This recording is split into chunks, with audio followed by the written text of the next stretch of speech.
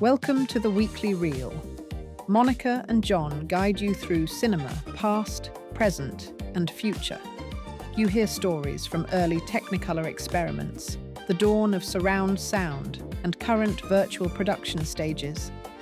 They break down filmmaking breakthroughs, industry trends, and the ideas shaping tomorrow's screens. Settle in, press play, and enjoy your front row seat to movie history and innovation.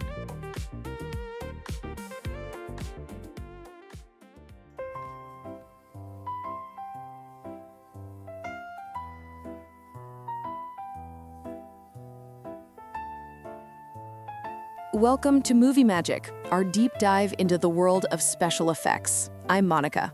And I'm John. And wow, there's no better place to start than with the literal birth of cinema magic, the work of Georges Méliès. Méliès was a magician turned filmmaker back in the late 1800s. And like any magician, he saw the camera not as a recording device, but as a portal to something fantastical. The story goes, he was filming a street scene in Paris when his camera jammed. When he got the film developed, the traffic seemed to suddenly jump. A bus turned into a hearse. That glitch? It was the first ever jump cut. And boom, special effects were born. He didn't waste any time. In 1902, he released A Trip to the Moon, where a rocket hits the man in the moon, right in the eye.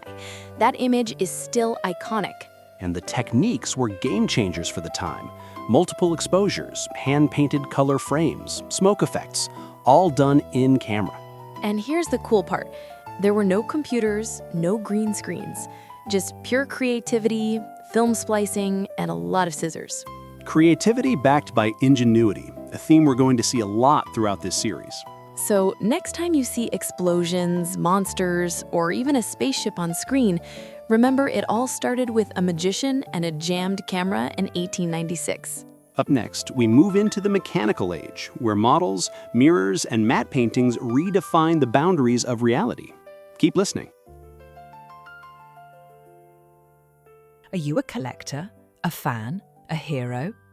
Tachyon Node is your new headquarters for the coolest collectibles in the galaxy. We have a massive selection of Funko Pops, anime statues, and action figures from Star Wars, Marvel, DC, and Disney. Whether you're building a collection or looking for the perfect gift, Tachyon Node has what you need. Visit us online at tachyonnode.space and find your next treasure today.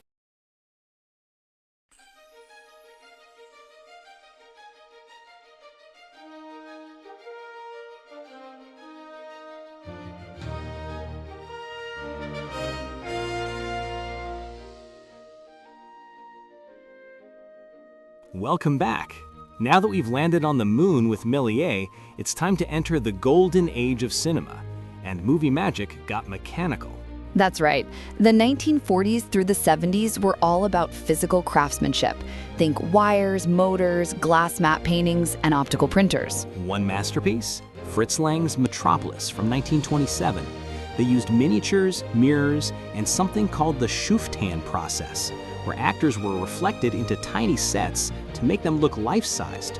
It made their fictional city feel sprawling and futuristic, decades ahead of its time. Fast forward to 1933's King Kong, animator Willis O'Brien used stop-motion models, moving Kong frame by frame. Every second of footage took hours of patience. And let's not forget 2001: A Space Odyssey. Kubrick's team built a full rotating centrifuge set. It created the illusion of artificial gravity. And it wasn't an illusion, really. The actor was walking inside a giant spinning wheel. Think about that. No CGI, just math, engineering, and a whole lot of set building. It was problem solving in real time. How do you make something look magical using only physical tools? And audiences loved it. We were seeing things we'd never imagined, and they looked real. Up next, a little film called Star Wars enters the galaxy, and a tiny studio called ILM changes everything.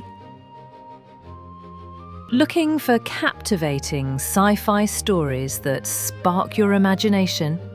Discover Whimsical Node on YouTube. Just search Whimsical Node or visit youtube.com/ILM At Whimsical Node, explore immersive audio adventures from epic space dramas to reflective, speculative tales. Subscribe now, hit the bell, and let Whimsical Node transport you to other worlds, one story at a time.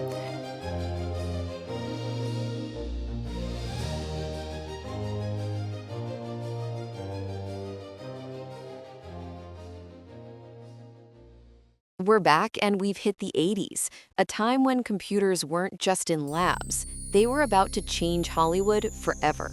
Enter Tron in 1982. Visually radical, it introduced computer-generated imagery, or CGI, into a full-length film. Sure, it looks retro now, but back then, it was groundbreaking. 2 years later, The Last Starfighter took it a step further by rendering entire space battle scenes digitally. No models, just polygons generated by computers. Think of it as the Atari generation's answer to the future of filmmaking. But the big moment? Jurassic Park, 1993.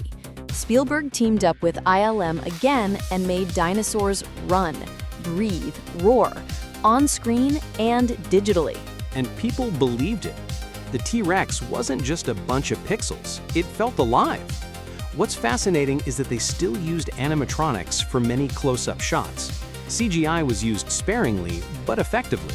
It was a masterclass in blending practical effects with digital animation, and it convinced Hollywood CGI wasn't the future, it was the present. One more nod, The Matrix in 1999. Bullet time. 100 cameras placed around the actor to create that incredible 360 freeze frame. They pushed boundaries to serve the story. And isn't that what special effects are all about? Couldn't say it better.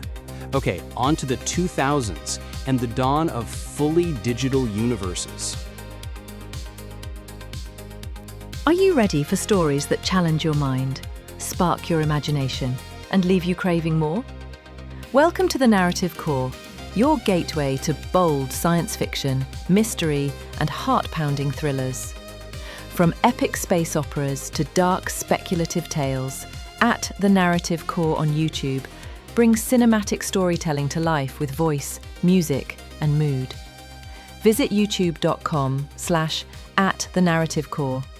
Subscribe now and let the story pull you in. Okay, we've entered the future. Real-time rendering, virtual sets, AI assistants. It's a whole new world. Again, The Mandalorian used stagecraft, a massive LED volume that displays virtual environments in real time. Actors act in it, the camera sees it, no green screen needed. And it changes lighting, shadows, and reflections naturally. You get that realism and flexibility without waiting for post-production. Games engines like Unreal are now behind your favorite streaming shows. Real-time backgrounds, immersive worlds, no rendering delays. AI too is sneaking in. It can help de-age actors, generate crowd shots, and even assist with visual continuity. But here's the question. Are these new tools expanding storytelling or just speeding up production? Probably both.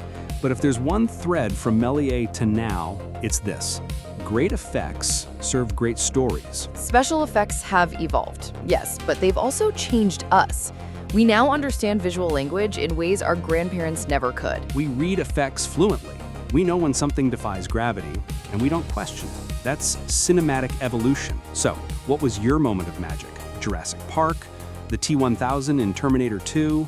Maybe even Méliès' moon landing? Let us know, and keep watching closely. Thank you for listening and watching. The podcast was produced by J. Carrell Jones and hosted by Monica and John. Your support is greatly appreciated. Please like and subscribe to our channel, Tachyon Node, on YouTube. Our show plays on the Tachyon Node space radio station, tachyonnode.space, every Tuesday 5 a.m. and 8 p.m., and on Sundays at 10 a.m. Pacific. Until then, watch this space.